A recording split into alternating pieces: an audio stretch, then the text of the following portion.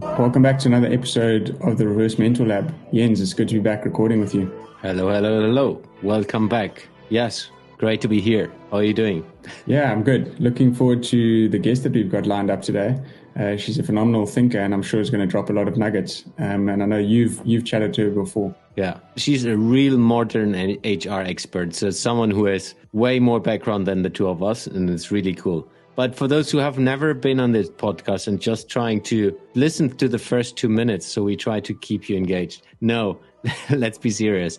So this podcast is all about generational exchange, where we look into how leaders of today can learn from the leaders of tomorrow. So that's the official part. But Josh, tell us a little bit more about our guest. Perfect, Jens. So yeah, just to maybe riff quickly on the leadership part is around how can leaders of today learn from leaders of tomorrow? And that's all about sharing stories, sharing conversations, and learning from one another.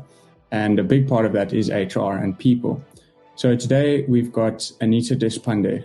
Annissa Deshpande is a former HR executive of a Fortune 500, where she oversaw the successful hiring of 20,000 people in 150 countries annually and designed internal talent initiatives to achieve business results. In 2015, she founded lōglab and now combines her 20 plus years of experience in finance, IT, and strategy to help companies modernize HR to grow revenue and create a place where people love to work. Welcome to the show, Annissa. Hello, Annissa. Welcome to the podcast. Great to have you. It's good to be here. Good to see you again, Jens, and nice to meet you, Josh.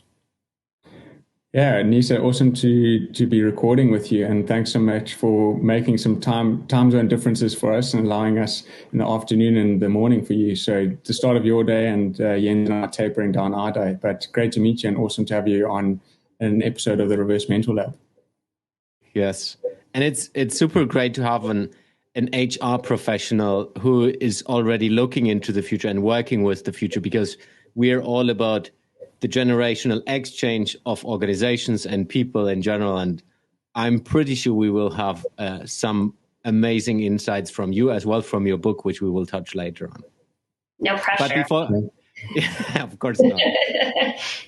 But before we dive in, tell us a little bit about yourself. Who are you and what are you doing? Sure. So I have 25 years of experience in HR, IT, finance, and strategy. About 6.5 years ago, I launched my own strategic advisory firm in HR. So we help companies modernize HR to grow revenue and create a place where people love to work. And so that kind of translates into 3 different services. The first is we provide fractional chief people officer services to emerging growth companies and investor-backed companies. We also provide coaching to HR leaders that are trying to transition from a traditional mindset to a modern mindset. And then we have content. So you mentioned the book. We also have video courses and deliverables available for purchase if companies want to try to do it on their own. I would like to dive directly into that. Traditional mindset transitioning to a modern mindset. Can you tell us a little bit more about that? What is a traditional and what is a modern mindset? Yeah, so it's funny because this morning, my time, I was just thinking of an ad that's like, hey, the 80s are calling and they want their HR back. I mean, I think what we're seeing is, and Jens, you and I have talked about this, when we started our careers, HR was very much a traditional cost center with a compliance mindset, right? Their main focus was to make sure they were checking the box, keeping the company out of trouble, and really, being there to enforce rules. Now what we see with modern HR, and I mean, this trend just keeps on going, is that HR can really be positioned to be a revenue enabler to the company, right? It can help the company assess business decisions from the people dimension. It can make sure that it has the right external talent presence to attract and retain the talent that the company needs. And it really can help to engage and help employees be as productive as possible. So there's a number of things now that HR is being asked to do, and compliance is still important, But if you're doing the right things from a culture, organization, people, rewards perspective, the compliance follows. And it shouldn't be what you focus on to design your services and your programs and your overall HR function. Yeah. Yeah, I really love what you just said. Compliance follows.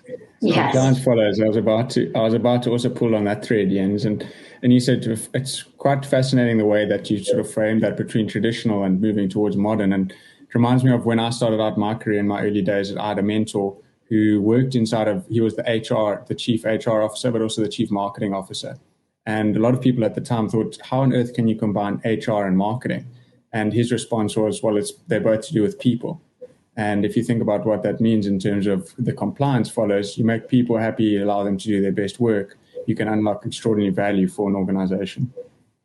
Yeah, that is really cool that it was marketing. And because I actually tell people, so I meet with a lot of firms that are like, hey, we need to go hire this perfect HR person. And I remind them that they have a lot of institutional knowledge within the company and probably people that have a very good aptitude, and kind of people management capability, and that it's not hard to take those people out of roles like marketing or product management, right, where you're really listening to customers and trying to figure out what the right messages are, and move them into HR to really change that people and culture function. So I very much see those as aligned functions, and it's something I actually recommend to clients from time to time where it makes sense. If we get into the space which this podcast is all about, where I would like to pick your brain a little bit, or we even, getting into so we call it reverse mentorship, but it's more about how do you connect people of different experiences in an organization. So if we take let's call it the traditional organization, there is you have the very senior staff is on top and the very junior staff is on the bottom of the hierarchy. What we believe is there is a value in connecting them from a learning perspective, from creating a future fit organization where the experienced people understand what the youngsters who are coming from school, university, wherever they start into the work world need to get exposed to each other in completely different ways than what we have experienced in traditional organization. Long winding start to get to a question. What are your thoughts? What is your experience on generational exchange in organizations? Yeah, I mean, it is extraordinarily important because the people that are coming out of school today are very different and have different experiences, grew up in a totally different world. And I know that's probably true for every generation, but this is very unique. And there's research that actually shows that, there's been evolutionary changes in terms of multitasking in this next generation that's coming out. So the technology, the things that they've been exposed to are completely different, and the mindset is different. And so, I'm part of Generation X. I came from a generation where you paid your dues until you got to the next level, and then you did your work until you got to the level that you wanted to be at. And that doesn't exist anymore, right? There is no more paying dues. And that started with the millennials. It's definitely, in Gen Z and the rest. And there's also this mindset of, I don't want to spend all my waking hours working and slaving away for a company that may or may not have the right purpose, right, that I'm really driven by. And so I think creating these channels of communication that go all through the organization is super important. And it's always been important, but we've been able to get away with not doing it. I think now you can't get away without doing it if you want to future fit your organization. I think there are fresh ideas. There's new technology coming out all the time. And one of the things that I've personally experienced is when new things have come out, like, when Facebook came out, I was all over it. I understood it 10, 12 years ago, or longer probably now. But when TikTok came out or Snapchat, I had a harder time intuitively understanding those, those forms of media. And so I needed to learn from younger people how to embrace that, what the value is, how you use that in a way that makes sense. And so that's just an example. I think you need multiple channels that go from the top to the bottom. It's just like how we look at organizational structures and we say, how far removed is the CEO from the customer, right? I think you need to look at how far removed is the CEO from the newest person to the organization, the youngest person in the organization, those entry-level roles. What are they thinking? What are they seeing? What are they sensing? And really develop that listening skill. So don't go in there with, this is how I paid my dues and this is how I got to be the leader I am. But, learn from them as to, what are you seeing? What are you thinking? What would you like your next experiences to be? And try not to ask them one of the questions I absolutely dislike, which is, where do you see yourself, in 15 years or 10 years, right? Because I must have answered that question a million times when I was 22, 25 years old. When I got to be 35 years old, I was like, well, I hope I'm not doing this stuff, right? You just develop different perspective. And so and the world is changing so rapidly. So I think it's really about figuring out ways to engage with those folks and really listening to what they have to say, and having it shape your perspective. It was a long-winded answer. Not at all. Lots of nuggets inside of that. And you're saying, I love the way that you sort of tie that on the word shaping. And I'll use that and tie that back to future fit and ask you, how should we be thinking about HR playing a central and if not pivotal role in terms of future fitting organizations for the future? And where do you think traditional and maybe even modern businesses are going wrong with their thinking? Yeah, so HR definitely plays a key role in this of envisioning what that future organization looks like. And it's like any strategic planning exercise, right? You need to understand what your business goals are, what your growth is going to look like. You need to model that growth like we often do. I work with clients a lot that are experiencing rapid growth. And so we take a revenue target of where they may be in 5 to 10 years, and we model how the revenue is going to grow and how the people are going to grow with that. And we try to identify what the unique skill sets are going to be coming up and how we're going to get those skill sets, right? We don't want to just go out and hire a bunch of people. We need to look for opportunities to develop people, to train them adjacent skill sets that may be going obsolete and how we can help them take on new roles. So I think HR sits alongside the CEO and other leaders, business leaders, and helps to identify and define what this is going to look like in the future, what they're going to look like in the future, right? What the culture, what the organization, the people, even to some degree, all the rewards that you're going to have in those areas. So in terms of what traditional organizations do wrong, they're very much reacting to the moment, right? They are trying to just recruit externally for the skill sets they need. They're not looking in the future to what is coming up. They're not thinking about how the work environment is going to change over time, right? I think we are at an inflection point right now in HR where the future of work is really up for discussion, right? There's all this stuff in the news about hybrid environments. Anybody that thinks that they're going back to the way things were in 2019 that's just not going to happen. Things are fundamentally going to change. And there's a number of factors that are driving that, not just in the working world, but also socially, right? We need to figure out childcare in the United States. We don't have good support systems for any kind of childcare, family care, or any of that type of stuff, for example.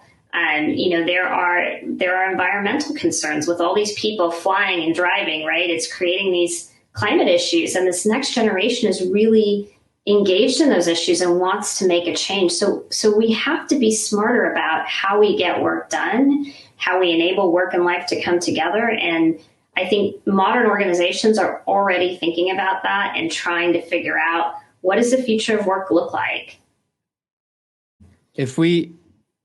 Let's take an example Josh and I have experienced over the last couple of months.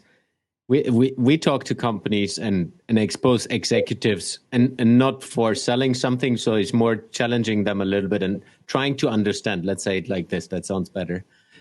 Trying to understand how they see the future and how they see the importance of future fitting their organizations through the people there inside the business. And then we hear quite a lot that executives who are very, very successful and the company is very, very successful, they're just, like you mentioned, focusing on the now, hey, we're just coming out of a pandemic. I have no time in thinking about tomorrow. It's literally, we focus everything in the next couple of weeks and maybe half a year or a year out, but it's not about who should we hire, what should we do with our staff, that they're ready for the future, that we're integrating them in different ways. It's just, for me, coming from innovation, it's fascinating to see this short-sighted view in a lot of organizations right now. Do you have the same experience, or how do you see that in with your clients and others in the scene? Yeah, I mean, I think if you try to sell future fitting the organization, they think of it as a vitamin versus a painkiller, right? It's not the pain they feel today. I will say, though, that once you start working with an organization and you start to identify these issues, and especially right now, like in the United States, we have the Great Resignation where, I think we lost 4 million jobs, or 4 million people left their jobs last quarter. And there's, concern that they're not coming back to the workforce. I mean, these are trends that you can't ignore. So if you're just focusing on the now, it's not going to work, right? So like I like to tell people, you have to fly the plane while you fix the wing. Yes, you've got to fix the wing right now and figure out how you deal with your issues of today. But if you're not looking out at the future, the lifespan of your organization is going to be very, very short. Yeah. If we look into the leading modern companies you work with and you support, do you see already trends in that direction where they do things differently? Maybe a couple of nuggets you could share? Yeah, I mean, for the organizations that I work with, they're mostly emerging growth. And so they have growth goals that they have to achieve. And, they've committed to these goals either to the investors or to the board, and they're out there. And so, they're being measured regularly on these. And so because of that, they know that what got them here is not going to get them there. And they have more of an openness to, okay, what is it that we need to do? And a lot of it is what I just said. We do need to deal with the here and now. We need to fix the wing, but we've also got to make sure we're building for the future. And so they really try to focus on both areas. But that's something that you see based on the type of clients that you work with, right? More traditional organizations that are slower to change may not have those issues and may not have that, I should say, imperative to drive that change because they're still making all this revenue and things are good. And so it's like the who moved my cheese example, right? If you're not looking for your next source of cheese, they don't know, they don't have to do anything very differently. And I still think we are very focused on the short term, right? We incentivize our leadership on the short term. And yes, there's, stock and all those kinds of things, but they really are incentivized to do well now. And until that changes, and also CEOs have such a short career span, they're in the role for 4 or 5 years max. And so they only want to make that time successful before they go on to their next gig. So if we just double click on the word growth quickly, Annissa, and one of the things that I know that you're passionate about is around moving ideas between different generations or different thinkers inside an organization. And how do we go about doing that? Does that align with growth? And then how do we align that growth to maybe even exploring longer term thinking or incentivizing longer term thinking? Yeah, I mean, I think you do need to programmatically address how you do that. I mean, reverse mentoring is obviously one of those things, but you have to make sure that the organization is ready for reverse mentoring, right? Because a lot of executives don't have the mindset of learning from others. And so unless they have that openness and curiosity, it's not going to work. I think there's a variety of different listening channels that you can create. I think a lot of values that companies have are around communication or communicating like bravely, but they fail to take into account the listening aspect of communication, right? I mean, they're so focused on getting the messaging right that they miss, how do you really listen and not just listen to what's being said, but take action on what's being said to make sure that you're future fitting the organization, right? I also think you've got to be looking at your data. In a larger organization, you need to be looking at people that are younger in the workforce that are not, what their turnover rates are, what their tenure is, how they feel about the organization, the sentiment, to help you understand what's really happening in the organization. This can't just be intuition and, spending, like, I think a lot of mentoring exercises are check the box exercises. I took an hour, I listened to this person, I go back to my day because I'm so busy. And we need to get away from that in order to future fit organizations for growth. Yeah, and I think that you mentioned that before as well. It need to be a part of the bigger strategy of the total organization. If it's not part of that, it's not going to happen. Then it's always like, yeah, let's put a little plaster on it, and then it's fine. Yeah, and if you're not showing, it's just like an engagement survey, and I hear this all the time of, hey, the company did an engagement survey and nothing changed, and so like 3 years into the engagement survey, the participation rate drops, right? No one's and HR is sitting there going, oh yeah, like look, our engagement is higher, and it's like, well, actually, it's not because your participation is dropping. So like, these are the kinds of things that we need to address, right? If you're not proactively creating, showing that you're listening, then you're losing the younger person's perspective, right? They're not going to want to engage with you anymore because it's not a good use of their time. Another topic we're exploring and now very curious about is empowerment of employees in organizations. Going back, giving you a little bit of background. Again, traditional organizations, specifically the German culture, is very much about that, where it's about, I'm the boss and I tell you what to do. And I'm oversimplifying that, of course.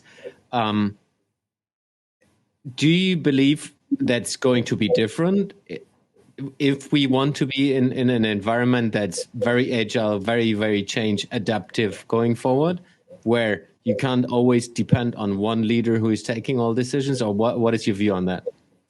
Yeah, I do think the traditional hierarchy is going away. It's starting to happen.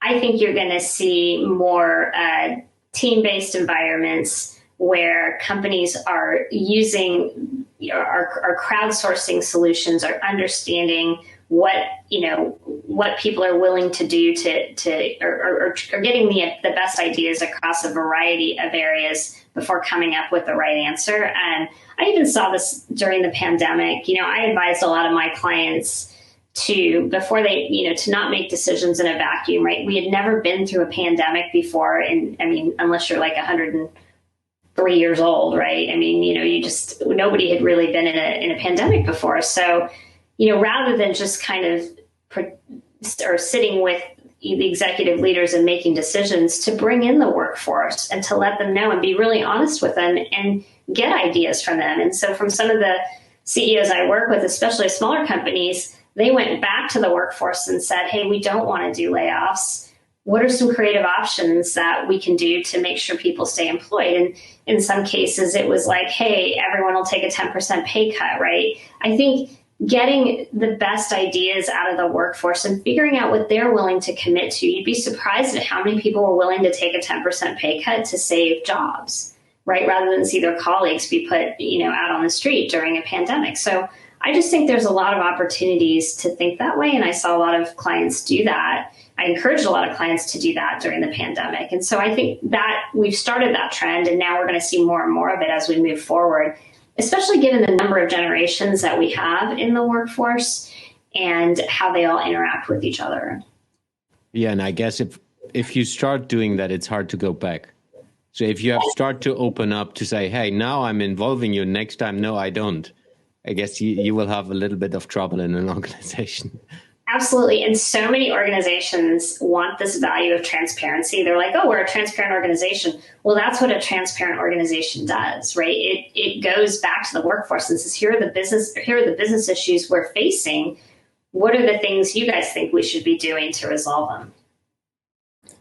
So I want to use that as a bit of a segue, and it's funny how sometimes things really do tie up, and it ties in very well to the name of your book, Annissa, which is The Comeback, a Modern HR Novel. And, there's certain book titles that are super, super catchy, and I definitely think that yours is one of them, not only in terms of the comeback because of the current state of the world that we're in at the moment, but also around framing it about a novel.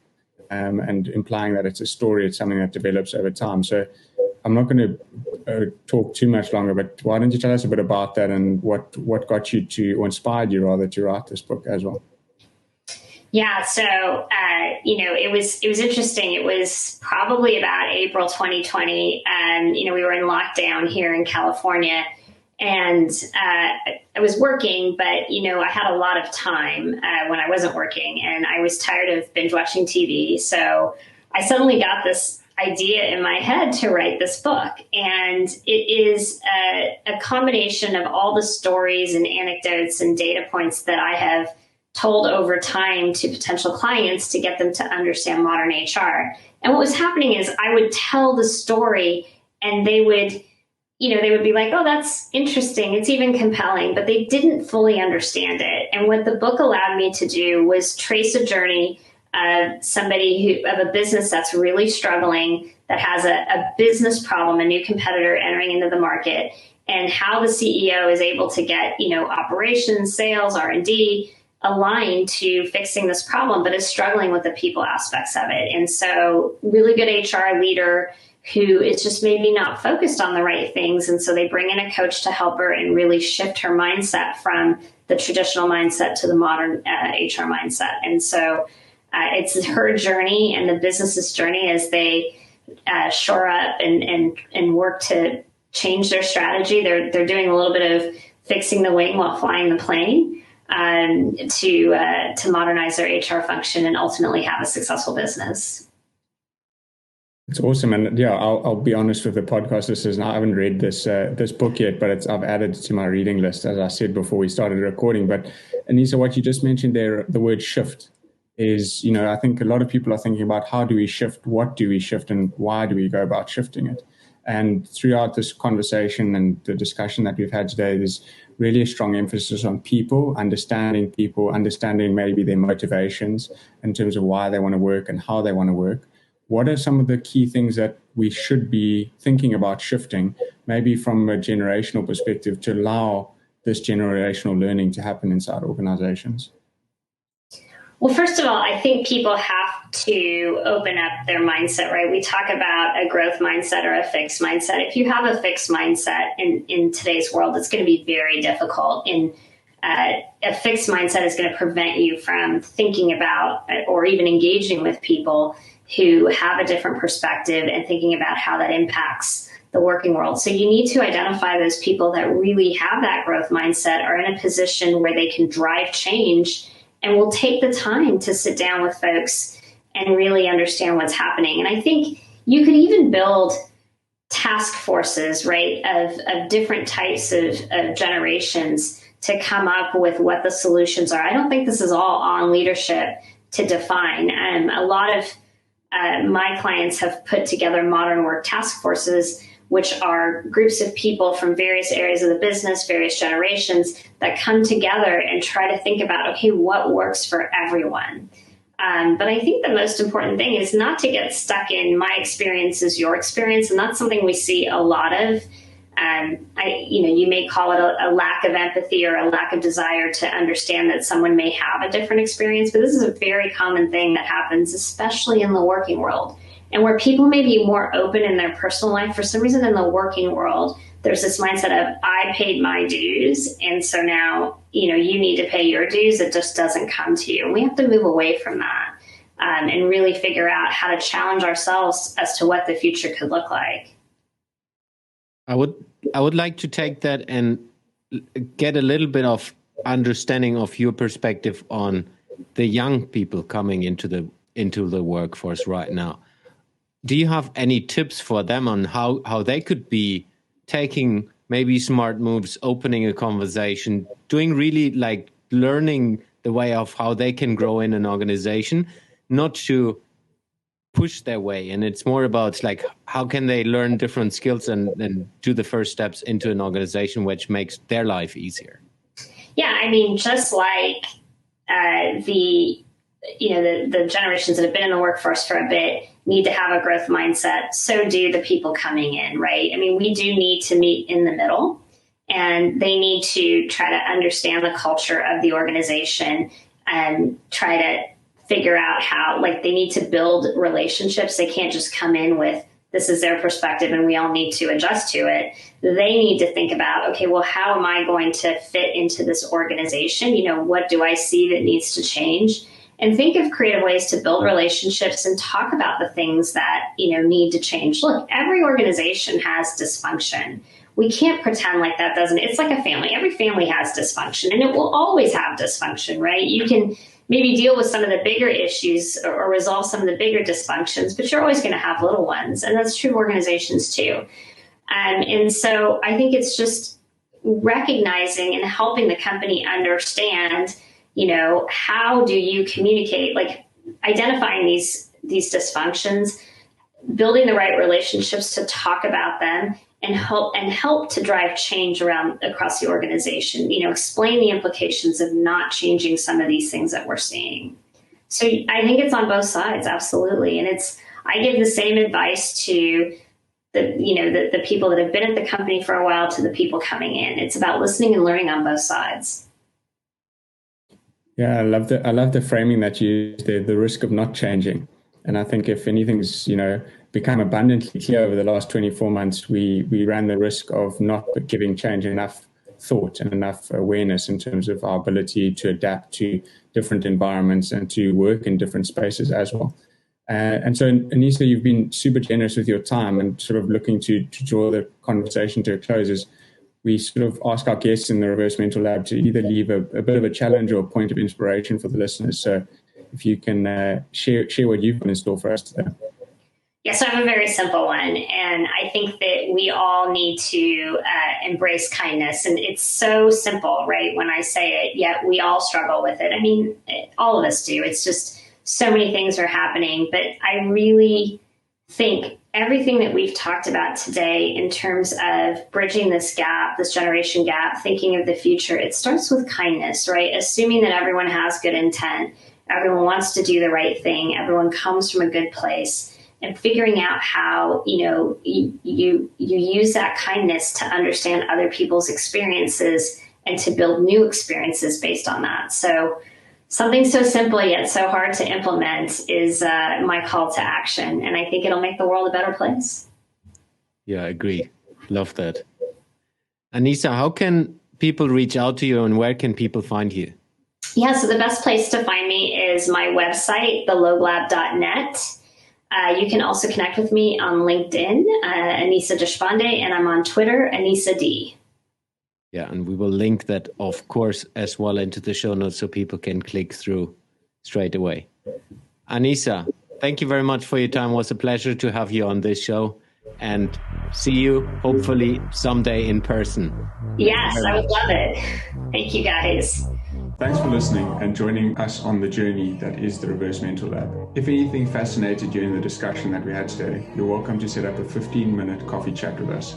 Our emails are in the show notes, and you can also connect with us on our website, thexyzplayground.com.